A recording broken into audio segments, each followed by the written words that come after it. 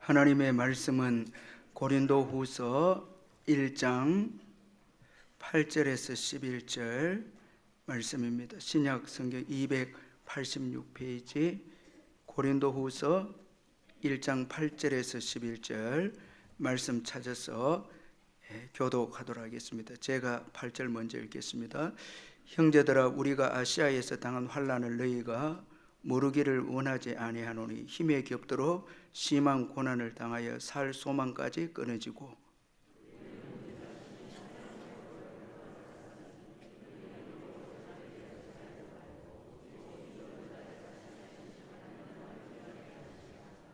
그가 이같이 큰 사망에서 우리를 건지셨고 또 건지실 것이며 이후에도 건지시기를 그에게 바라노라. 너희도 우리를 위하여 간구함으로 도우라. 이는 우리가 많은 사람의 기도로 얻은 은사로 말미암아 많은 사람이 우리를 위하여 감사하게 하려 함이라. 아멘.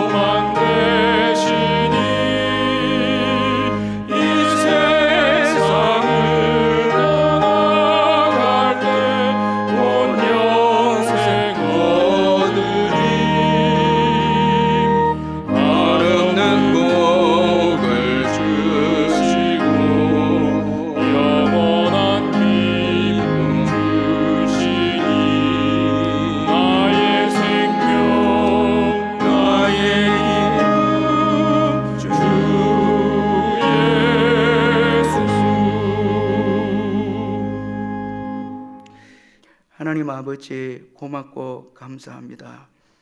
지난 주간도 주님의 크신 은혜로 잘 지내게 해주시고 또 새로운 한 주간을 허락해 주시고 먼저 예배로 시작할 수 있도록 큰 믿음을 주신 것을 감사합니다. 이제 시작되는 이 한 주간도 좀 더 예수 닮아가는 저희들 되고 세상의 정욕과 또 욕심과 욕망을 내려놓고 주님을 더 사랑하는 또 이 한 주간이 될 수 있도록 성령께서 은혜를 베푸시고 세월 지날수록 더욱더 예수 의지하는 저희들 될 수 있도록 은혜를 베풀어 주옵소서. 저희들은 부족하고 연약합니다. 순간순간마다 주님의 은혜를 베풀어 주지 아니하면 믿음 생활하기가 어려운 이 시대입니다.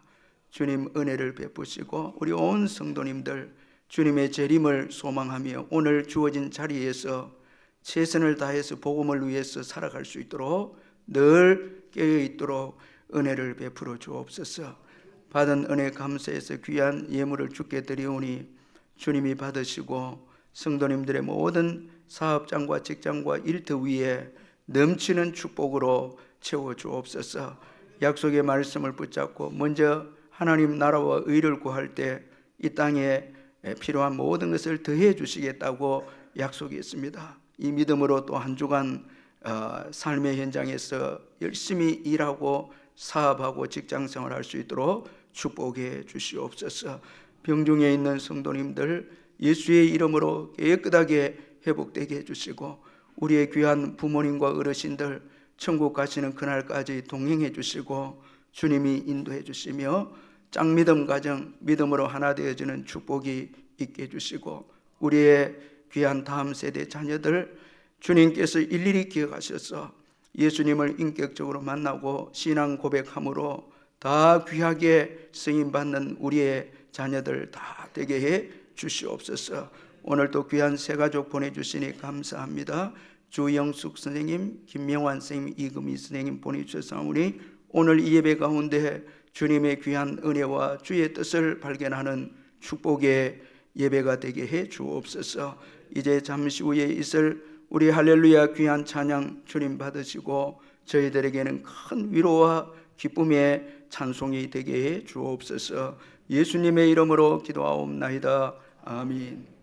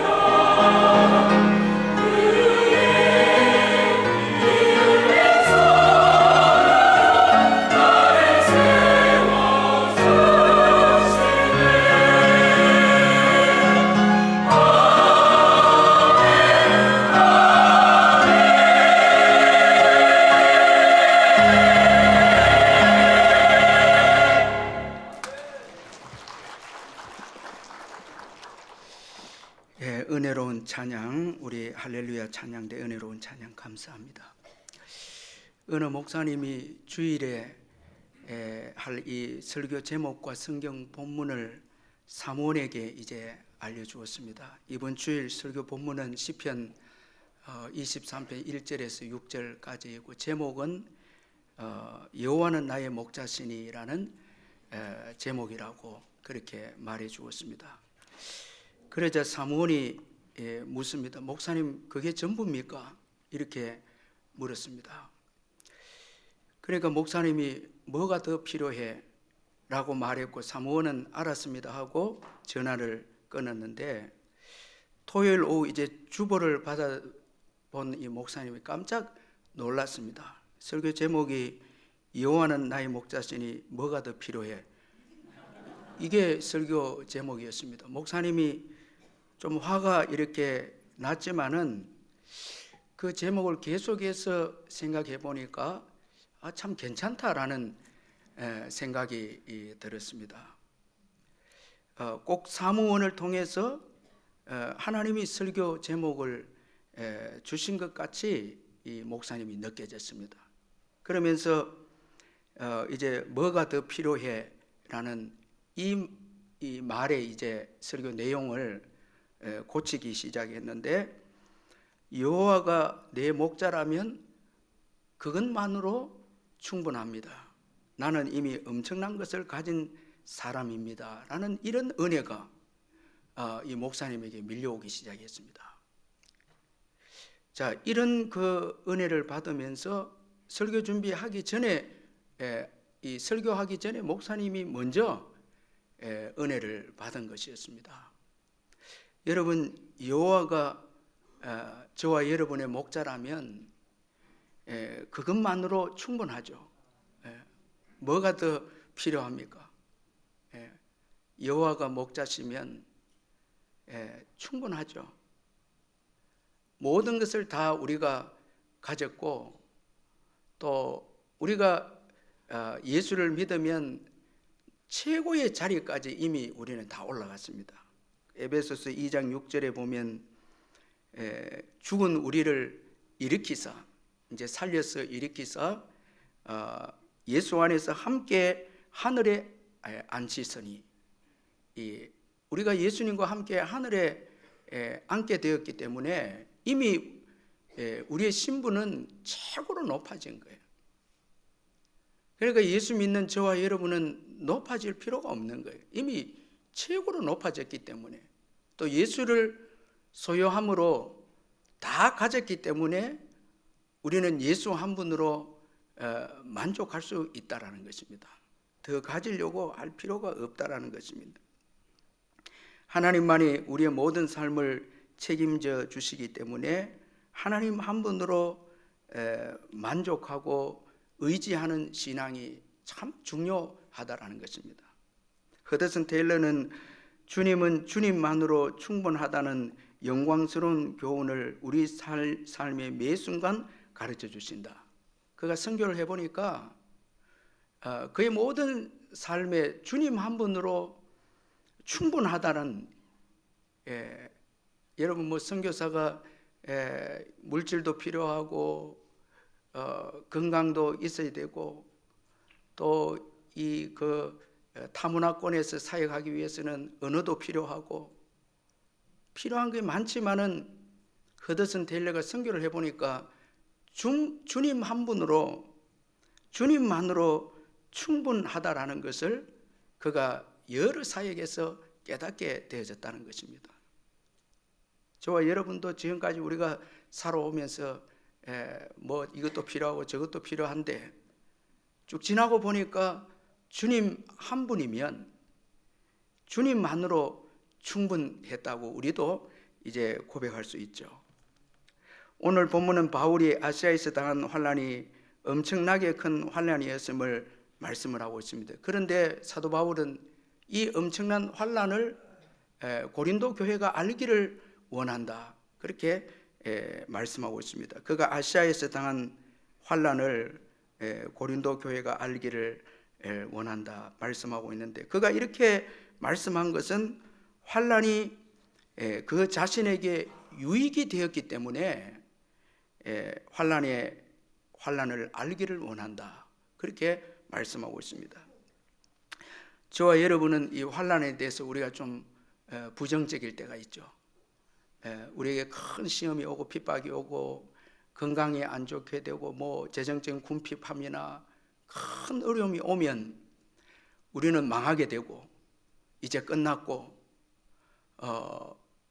우리가 코로나를 겪으면서 참 처음에는 많이 절망했죠.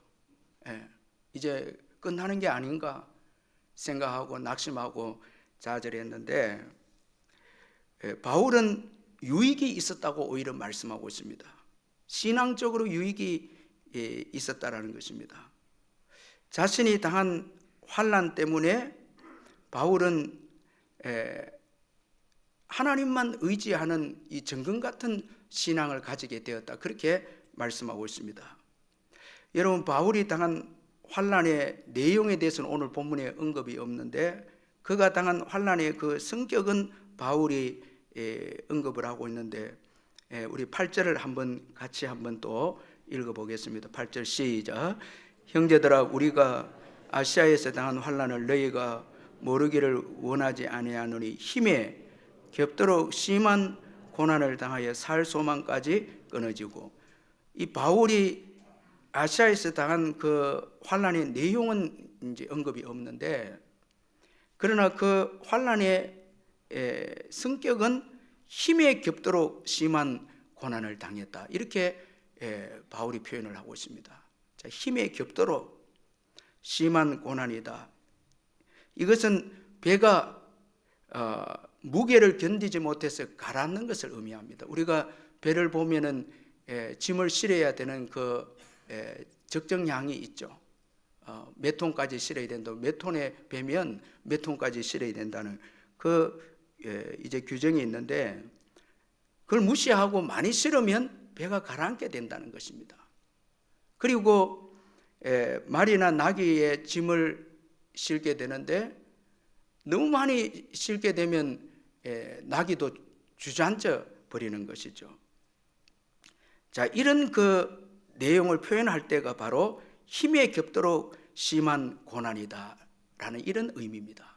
그래서 우리가 살아가다 보면 우리 힘이 부쳐서 우리 힘으로는 감당이 안 되는 고난이 우리에게 주어질 때가 있죠. 정말 우리 힘으로 감당하지 못하는 환난이 주어질 때 우리는 주저앉게 됩니다.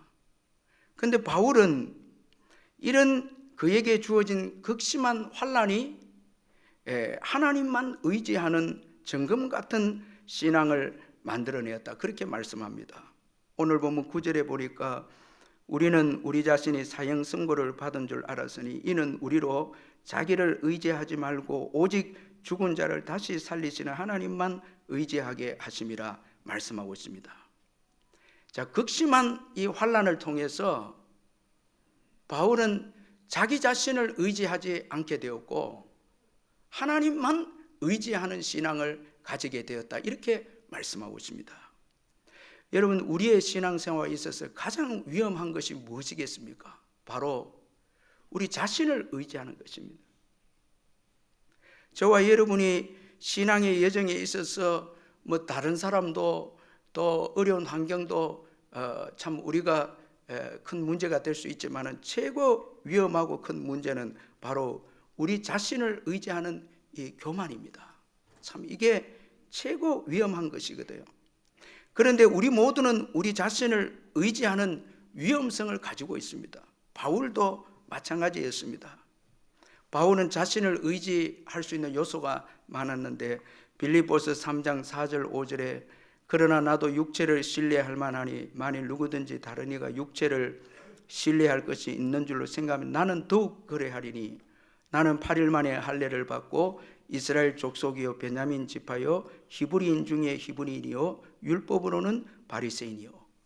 참 이 바울은 참 육신적으로 의지할 것이 참 많았습니다. 뭐 공부도 많이 했고 신분적으로 또 그렇고 율법에 대해서도 누구보다도 열심히 있었던 자가 바울이기 때문에 자기 자신을 의지하려고 하는 요소들이 많았습니다. 위험성이죠.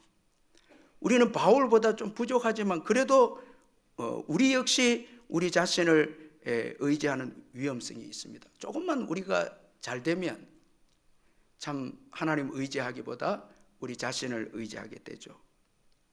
그런데 문제는 우리 자신을 의지하게 되면 귀한 믿음을 잃어버린다는 것입니다. 여러분, 예수님께서 십자가를 앞두고 제자들에게 이제 너희들이 다 나를 버리리라 그렇게 말씀하셨습니다. 아주 중요한 말씀입니다. 우리의 그 연약한 정체성을 잘 말씀하고 있는데, 그러면 제자들이 연약함을 인정하고 기도에 힘써야 되는데, 베드로는 다 버릴지라도 나는 그리하지 않겠나이다. 더 나아가서 힘있게 말하되 내가 주와 함께 죽을지언정 주를 부인하지 않겠습니다. 제자들도 똑같이 이런 말을 합니다.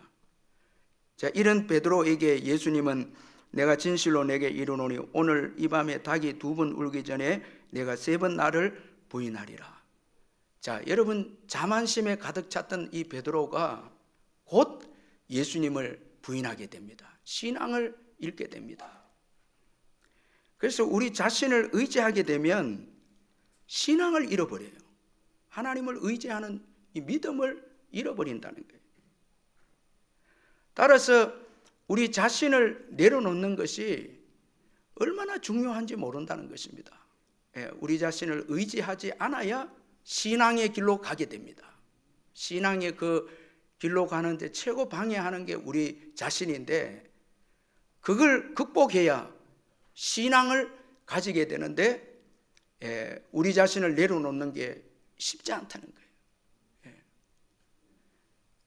그래서 하나님은 심한 환난을 허락하셔서 우리로 하여금 우리 자신을 의지하지 않도록 하신다라는 것입니다. 참 이 극심한 환난을 통해서 우리 힘으로는 더 이상 감당할 수 없게 되어졌을 때 이제 하나님만 의지하는 정금 같은 신앙이 나오게 된다라는 것입니다. 자, 여러분, 이 하나님만 오늘 이 9절 하반절에 하나님만 의지하게 하심이라니 너무 귀한 신앙인데, 이 신앙은 절대 저절로 안 나옵니다. 이 신앙은 힘에 겹도록 심한 고난을 겪어야 이 정금 같은 신앙이 나오게 된다는 것입니다. 욥기 23장 10절에 그러나 내가 가는 길을 오직 그가 아시나니 그가 나를 단련하신 후에는 내가 순금같이 되어 나오리라. 욥도 연단 후에 순금같이 나오리라. 이 욥의 순금 같은 믿음은 극심한 이 환난을 통해서, 고난을 통해서 연단되어져서 그 신앙이 나왔다는 것입니다. 여러분, 우리가 잘 아는 대로 석탄과 다이아몬드를 보면 똑같은 그 원소이고 재료인데, 이 둘 다 탄소 덩어리인데, 여러분, 이 다이아몬드는 더 깊은 곳에서 오랜 시간 동안 뜨거운 열과 압력을 반복해서 견뎌내어서 다이아몬드가 됩니다. 이 석탄은 깊은 곳에서 아주 강한 압력을 받는 것이 아닙니다. 그러니까 석탄은 연탄으로 그냥 사용되는 거죠. 그 다이아몬드는 참 너무너무 귀하지 않습니까? 이 하나님만 의지하는 정금 같은 이 신앙도 힘에 겹도록 힘든 그 수고를 통해서 나오는 거예요. 그래서 여러분, 오늘 저와 여러분에게 주어진 시련과 어려움을 부정적으로 생각하지 마시고, 참 하나님께서 정금 같은 신앙, 하나님만 의지하는, 여러분, 우리가 큰 어려움이 오면은 뭐 의지할 것이 많은 것 같아도 하나님밖에 없어요. 하나님만 의지하게 되는 거예요. 이 체육부 장관을 지낸 이영호라는 분이 계신데, 여러분 뭐 아실 것인데, 이분이 암에 걸렸다 회복했는데 또다시 대장암에 걸리게 됩니다. 근데 이때 이제 삶을 마지막으로 이제 정리하면서 몇 가지 결심을 하는데, 먼저는 그동안 살아오면서 특별히 누렸던 경험들 좀 담아서 책을 만들어내야 되겠다 생각을 해요. 또 그리고 그동안 사회 일을 바쁘게 하면서 돌아보지 못했던 아내와 세 자녀들과 함께 시간을 좀 보내야 되겠다고, 이제 그 암에 걸려서 마지막 생애를 좀 이렇게 살아야 되겠다 하고 이제 계획을 세운 가운데, 이런 삶을 사는 가운데 이분이 예수 믿게 되어졌습니다. 그런데 새로운 목표가 생긴 거예요. 성경을 통독하고 유익한 신앙 서적을 읽겠다는 새로운 계획이 생겼는데 1년 만에 이걸 다 이루어냅니다. 그러면서 이분이 놀라운 고백을 하기를, 내가 살아온 60년 가운데 가장 값진 한 해가 바로 이 해였는데, 이제 예수 믿고 성경 읽고 경건 서적을 읽는 이 해였는데, 내가 평생 동안 얻은 것 가운데 가장 귀한 것이 믿음이라고 이 생각이 되어지니 얼마나 감사한지 모릅니다. 이렇게 그가 고백했습니다. 참 여러분, 교수로서 장관까지 했으니까 세상적으로 누릴 것 다 누리고 성공했죠. 그런데 극심한 고난을 통해서 예수를 믿게 됩니다. 그러면서 예수님이 예수를 믿는 믿음이 최고 귀한 것이다, 이렇게 고백한 거예요. 자, 여러분, 저와 여러분 다 예수 믿잖아요. 극심한 고난을 통해서 예수를 믿게 되고, 그리고 하나님만 의지하는 믿음을 가진 분들은 이 믿음을 너무너무 소중하게 여긴다는 거예요. 여러분, 이 고난이 없이 그저 여러분 예수를 믿는 분들은 이 믿음이 최고 귀하다고 알고는 있지만 그렇게 귀하게 여기지 않습니다. 정말 죽었다가 살아나는 그런 가운데 예수를 믿는 분들은 여러분 교수니 장관이니 그건 중요하지 않는 거예요. 예수 믿는 믿음이 최고 중요하다라는 거예요. 자, 여러분, 우리가 이제 오늘 이제 하나님만 믿는 믿음이 중요한 걸 설명을 하는데, 왜 하나님만 의지하는 신앙이 중요합니까? 9절 하반절에 보면 아주 간단하면서도 우리의 신앙 고백을 말씀하고 있는데, 하나님은 죽은 자도 다시 살리시는 분이시다라는 것입니다.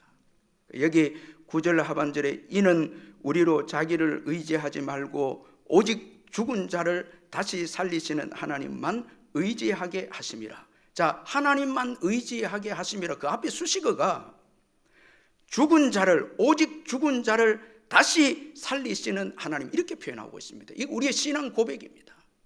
여러분, 아멘? 맞잖아요. 우리의 신앙 고백이잖아요. 죽은 자도 다시 살리시는 하나님이십니다.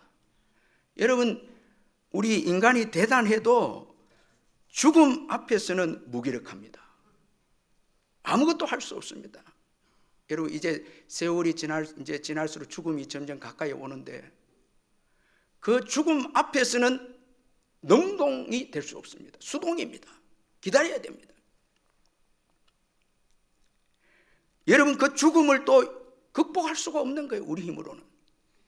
참 대단한 것 같아도 여러분, 예수를 믿지 않으면 죽음의 종으로서, 노예로서 죽음에 순종해야 합니다. 그런데 하나님은 여러분 죽은 자를 다시 살리신 분이십니다. 여러분, 예수님이 이제 첫 번째 그 모델이죠.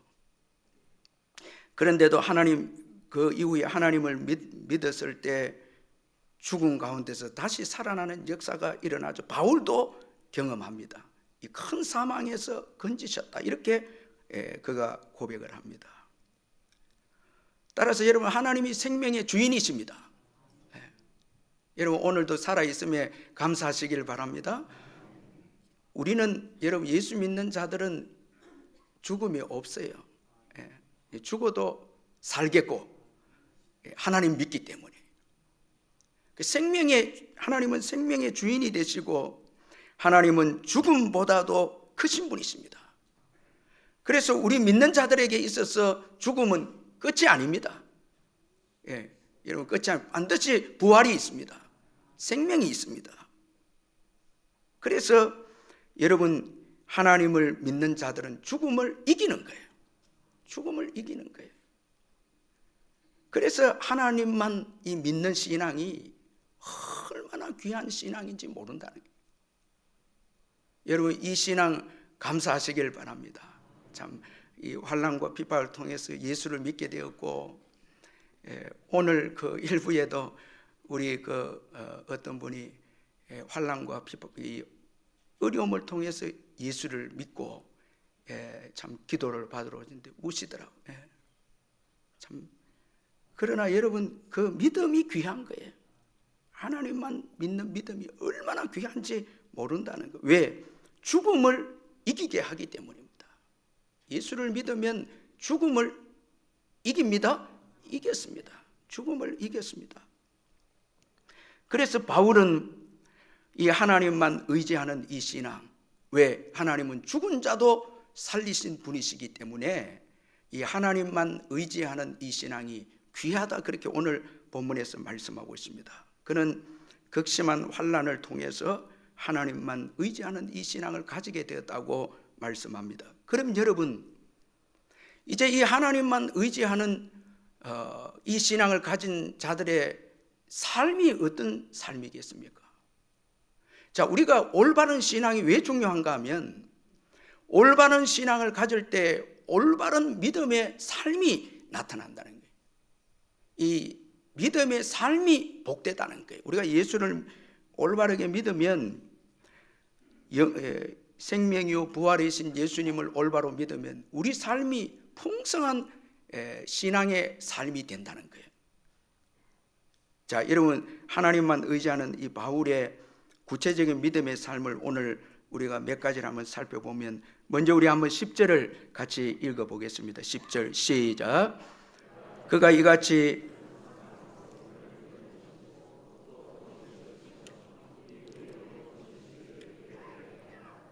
자, 이 10절 말씀에 보면 죽음 앞에서 승리와 자유를 담대하게 선포하는 바울입니다.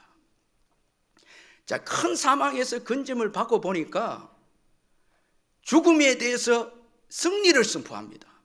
하나님이 죽음 가운데서도 우리를 살리셨다는 거예요. 죽음을 이겼죠. 그리고 죽음에 대해서 자유합니다. 이런 자들은 복음을 담대하게, 환난과 핍박이 와도 복음을 담대하게 전합니다. 바울은 사망의 현실과 두려움을 넘어서서 죽음에서 건져주시는 하나님의 도우심을 담대하게 확실히 했어요. 그래서 죽음에 대해서 승리를 선포하고 자유하니까 핍박과 환난이 오고 순교적인 어려움이 주어져도 복음 전하는 것을 멈추지 않습니다. 왜? 죽음을 이겼기 때문에. 이런 신앙을 가진 자들은 사회에 나가서 여러분 핍박이 오고 어려움이 와도, 죽음의 위기가 와도 겁내지 않는다는 거예요. 사도행전 20장 23절 24절에 오직 성령이 각 성에서 내게 정언하여 결박과 환난이 나를 기다린다 하시나 내가 달려갈 길과 주 예수께 받은 사명 곧 하나님의 은혜의 복음을 정언하는 일을 마치려 하면은 나의 생명조차 조금도 귀한 것으로 여기지 아니하노라.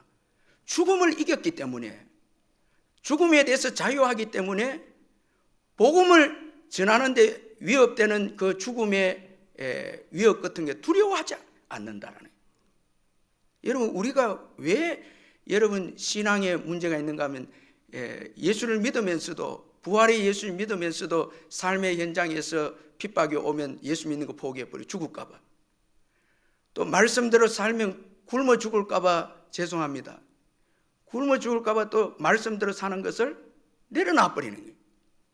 조금만 가정에서 핍박이고 어려우면 죽게 될까 봐 신앙을 내려놔 버린다는 거예요.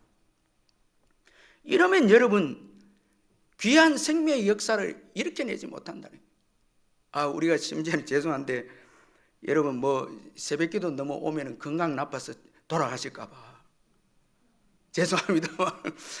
아니 이렇게 돼버리는 게 있다는 거예요. 죽음에 대해서 너무 예수 믿으면 자유하고 죽음에 이겼는데 죽음에 다시 종로로 떼서 조금만 어려운 일 있고 힘든 일 있으면 신앙생활을 포기해버린다는, 그러니까 믿음이 약하게 돼버린다. 너무 여러분 오늘 그리스도인들이 약하다는 거예요. 이 복음은 죽음을 이겼는데 우리의 삶의 현장에서는 직장 생활하다가 우리가 쫓겨나고 믿음 때문에 뭐 여러분 복음 때문에 핍박이 오고 이런 걸 너무 겁을 내어서 말씀대로 살거나 복음을 전하거나 이런 삶을 안 산다는 거예요.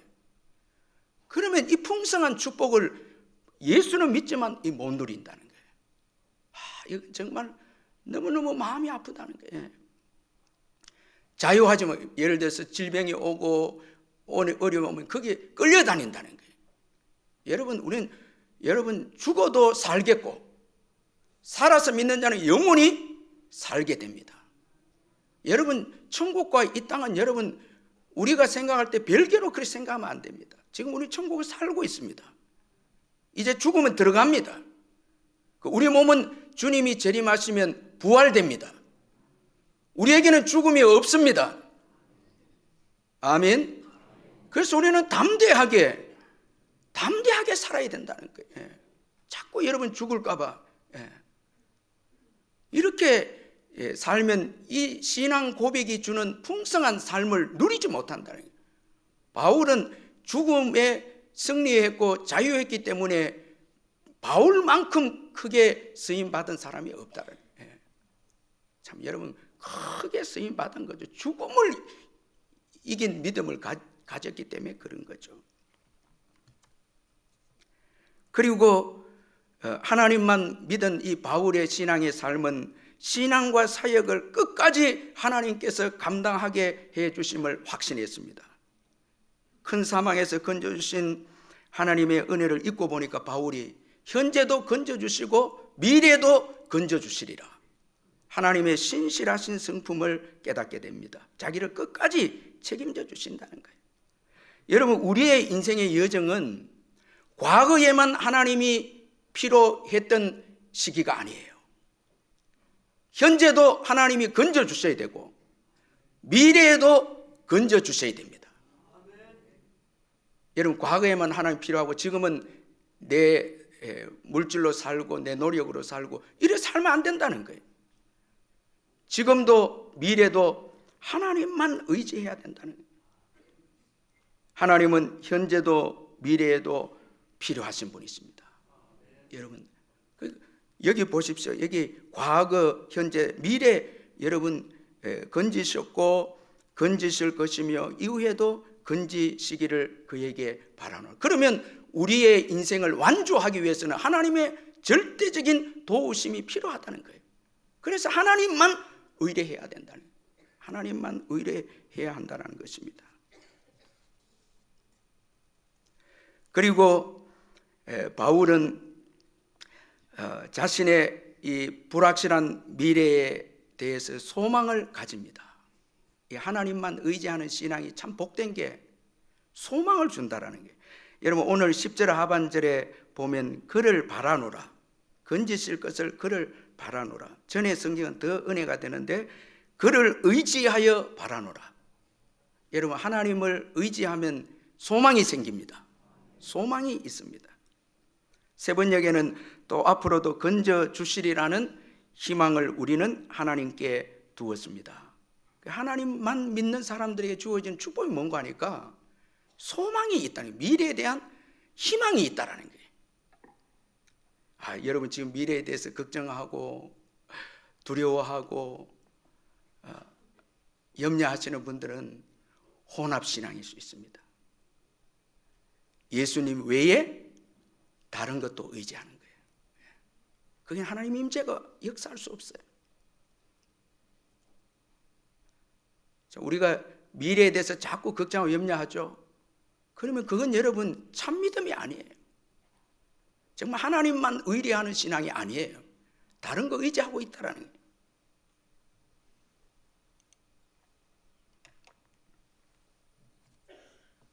성경은 하나님 외에 소망을 주는 것이 없다고 말씀하고 있습니다. 시편 62편 5절 10절 11절에 나의 영혼아 잠잠히 하나님만 바라라. 무릇 나의 소망이 그로부터 나오는도다. 포악을 의지하지 말며 탈취한 것으로 허망하여지지 말며 재물이 늘어도 거기에 마음을 두지 말지어다. 하나님이 한두 번 하신 말씀을 내가 들었나니 권능은 하나님께 속하였다 하셨도다.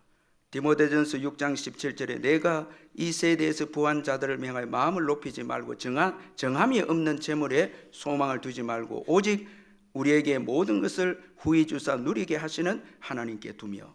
소망은 여러분 하나님을 믿을 때 주어지지 재물이나 권력이나 우리의 어떤 노력으로 주어지는 게 아니에요. 여기 재물을 표현할 때 정함이 없는 재물, 이 정함이 없다는 원어의 뜻이 불확실성의 재물이다니, 불확실하다는 거예요. 그걸 여러분 우리가 붙잡고 살면 불안하고 염려가 있다는 거예요. 그러나 하나님만 믿는 신앙은 소망이 있습니다. 복된 소망입니다. 로마서 4장 18절 19절에 아브라함이 바랄 수 없는 중에 바라고 믿었으니 이는 내 후손이 이 같으리라 하신 말씀대로 많은 민족의 족상이 되게 하려 하심이라. 그가 100세나 되어 자기 몸이 죽은 것 같고 사라의 태가 죽은 것 같음을 알고도 믿음이 약하여지지 아니하고. 아브라함은 하나님을 믿었습니다. 하나님의 약속을 믿었습니다.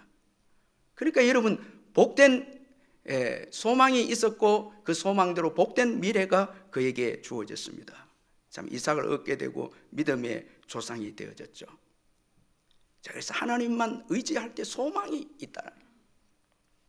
그리고 하나님만 의지하는 이 바울의 신앙의 삶에는 기도를 중요하게 여기는 이런 믿음이 또 그에게 주어졌다는 것입니다. 여러분, 사망에서 하나님의 은혜로 건짐을 받은 자의 특징은 기도의 생명을 겁니다. 하나님 은혜에 하나님의 도움에 생명을 겁니다. 이런 은혜를 경험한 자들은 하나님께 기도하죠. 큰 은혜를 받으면 기도의 중요성을 깨닫게 되고 기도의 생명을 걸게 됩니다. 왜? 하나님으로 인해서 살게 되었기 때문이죠. 그래서 바울은 고린도 교회 교인들에게 이 중보기도를 부탁을 합니다. 11절에 너희도 우리를 위하여 간구함으로 도우라. 이는 우리가 많은 사람의 기도로 얻은 은사로 말미암아 많은 사람이 우리를 위하여 감사하게 하려 함이라. 바울은 참 겸손한 사람입니다. 자, 여러분 자신을 의지한 것이 다 깨어졌습니다. 없어집니다. 내려놓습니다. 그러니까 다른 사람의 기도를 도움받습니다. 참 그리 큰 일을 합니다. 다른 사람과 함께 일하기 때문에 바울이 큰 일을 하게 되죠. 여러분 기도 부탁 안 하는 분들은요 자기를 의지하고 살고 있는 거예요. 믿음도 그 위험합니다. 그건 참 위험합니다.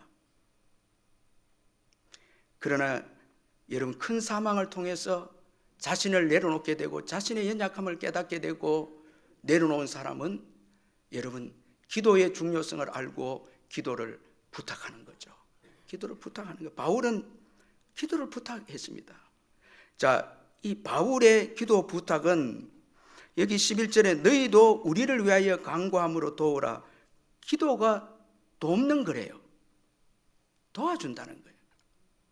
여러분 여기 이 도우라 이 말은 함께 도우라 이 표현인데 바울도 지금 선교를 위해서 자신의 위험한 일을 위해서 기도한다는 거예요. 너희도 함께 도우라는 거예요. 그래서 우리가 사역자와 선교사를 위해서 기도하는 것은 함께 여러분 그 사역을 돕는 것이라는 것입니다. 이 선교사를 위해서 기도하는 것은 함께 사역한다는 거예요. 이런 의미에서 이번에 우리 여러분 여성 선교사 대회 우리 교회가 함께 기도하고 동참하는 것은 함께 이 일에 돕는 거예요. 천국에 가면 함께 선교한 것입니다. 함께 사역을 한 것입니다. 왜 여러분 이 기도가 진짜 돕는 것입니까? 기도는 여러분 하나님께서 일하시기 때문입니다. 하나님이 일하시면 우리가 할 수 없는 일을 하게 됩니다. 하나님이 시공간을 초월해서 또 일하시죠. 죽은 자를 살리시고 하는 것은 하나님 외에는 할 수 없습니다. 바울이 심한 환난 가운데 죽음에 처했을 때 고린도 교회가 기도함으로, 다른 교회가 기도함으로 그들의 중보 기도를 하나님이 들으시고 은사를 주셔서 하나님의 은혜를 부으셔서 바울이 살게 되었다. 그래서 이로 인해서 많은 사람들이 함께 감사하게 된다. 이렇게 지금 말씀하고 있습니다. 시공간을 초월해서 일하고 우리가 할 수 없는 일을 하게 하는 것이 바로 중보 기도입니다. 특별히 많은 사람의 기도가 중요한 거예요. 많은 사람들의 기도가 중요한 것입니다.